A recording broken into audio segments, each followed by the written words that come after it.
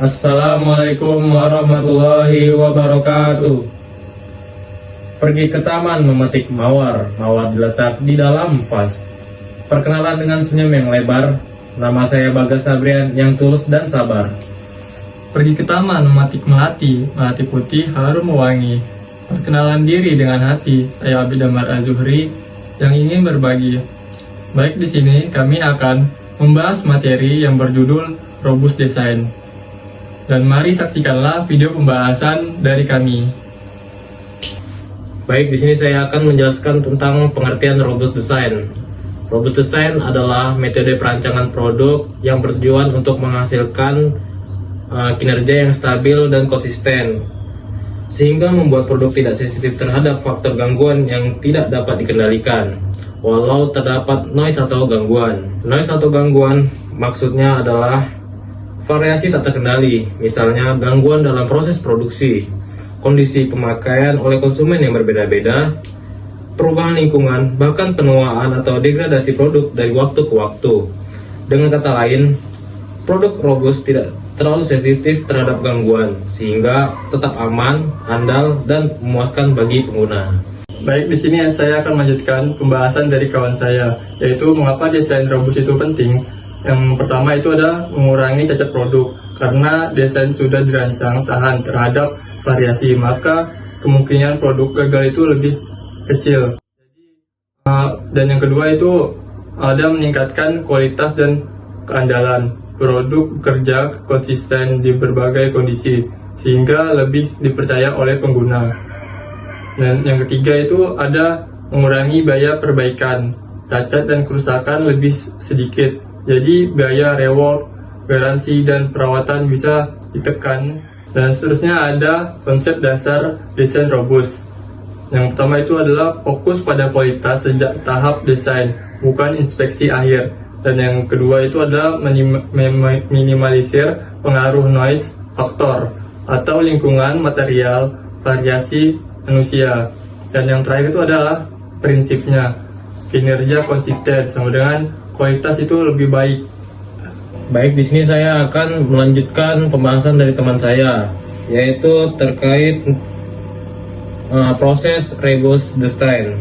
Yaitu ada 7 poin penting. Yang pertama yaitu identifikasi faktor kontrol, faktor noise, dan matrik performa. Nah, faktor kontrol itu ialah variabel yang dapat diatur oleh perancang, misalnya ukuran komponen, kecepatan motor, tekanan, suhu, dan lain-lain. Lanjut yaitu faktor noise, adalah faktor gangguan yang tidak dapat dikontrol dengan mudah, tapi memengaruhi hasil, misalnya kondisi lingkungan, variasi bahan, kausan alat, dan operator. Matrik performa ialah ukuran keberhasilan sistem seperti efisiensi, kekuatan, presisi, atau output kinerja lainnya. Tujuannya adalah untuk memahami hubungan antara faktor kontrol dan faktor noise terhadap performa sistem.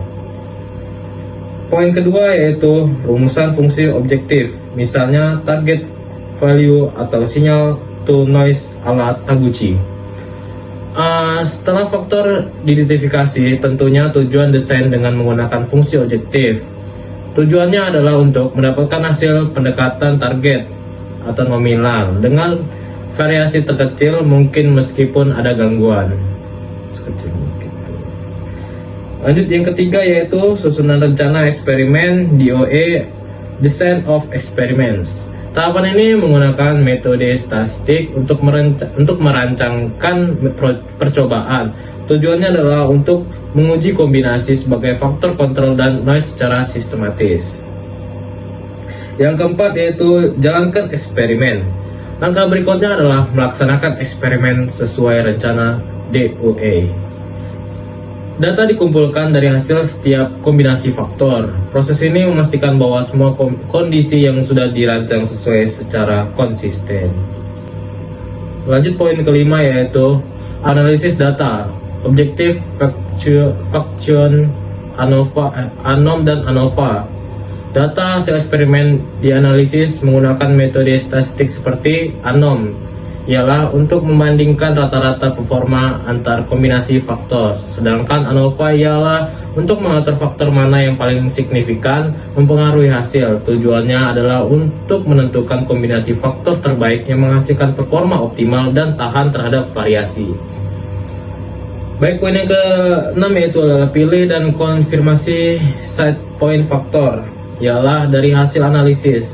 Tentu set point atau nilai optimal bagi setiap faktor kontrol.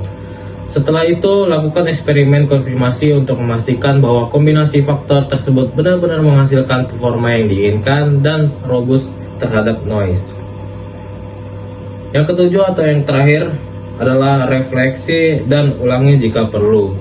Tahapan terakhir ini adalah evaluasi dan refleksi hasil. Apakah sistem sudah cukup stabil terhadap variasi lingkungan? Dan apakah target performa tercapai? Jika belum, perancang dapat mengulangi proses dengan menyesuaikan faktor dan atau desain yang baru sampai hasilnya optimal. Selanjutnya ada contoh kasus, yaitu Ford dan submarining. Contoh kasus pada uji coba sabuk pengaman belakang Ford. Mereka menemukan masalah yang disebut submarining, yaitu kondisi di mana tubuh penumpang tergelincir ke bawah sabuk pinggang saat terjadi tabrakan. Ford kemudian melakukan eksperimen untuk menguji berbagai faktor desain sabuk dan juga memperhitungkan noise, seperti perbedaan berat badan atau posisi duduk penumpang. Tujuannya adalah menemukan kombinasi desain yang paling tahan terhadap variasi tersebut.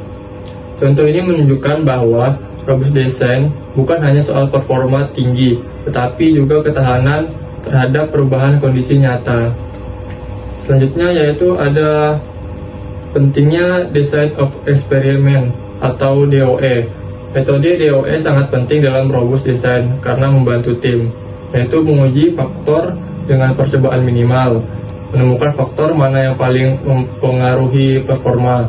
Dan yang terakhir ada mengurangi biaya dan waktu uji coba. Contohnya, Ford menggunakan L8 orthogonal array dengan hanya 8 kombinasi. Mereka mendapatkan informasi setara dengan 128 percobaan dalam desain full faktorial. Dan ada juga analisis dan pemilihan desain. Setelah eksperimen, tim menganalisis hasilnya.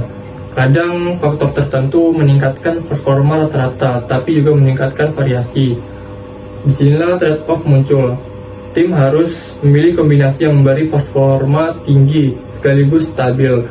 Biasanya set point yang terbaik bukan kombinasi yang pernah diuji langsung, sehingga perlu dilakukan uji konfirmasi untuk memastikan hasilnya valid. Selanjutnya itu refleksi dan catatan penting. Robust design bukan sekedar mencari hasil rata-rata terbaik, tetapi hasil yang tahan terhadap variasi. Lalu untuk melakukan sebuah eksperimen harus dilakukan dengan hati-hati karena ada asumsi, misalnya faktor dianggap independen, padahal bisa saja saling berinteraksi. Terkadang juga perlu ahli statistik untuk menyusun dan menganalisis eksperimen dengan benar. Lalu selanjutnya itu kesimpulan. Robust design adalah pendekatan eksperimental berbasis data yang membantu tim mengembangkan produk untuk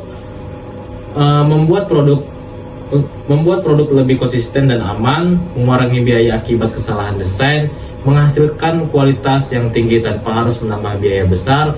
Lalu yang paling penting adalah produk tetap bekerja baik dalam berbagai kondisi yang nyata.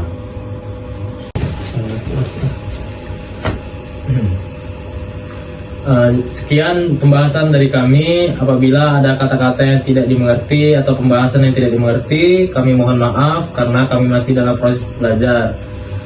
Mungkin itu saja dari kami. Sekian. Assalamualaikum warahmatullahi wabarakatuh.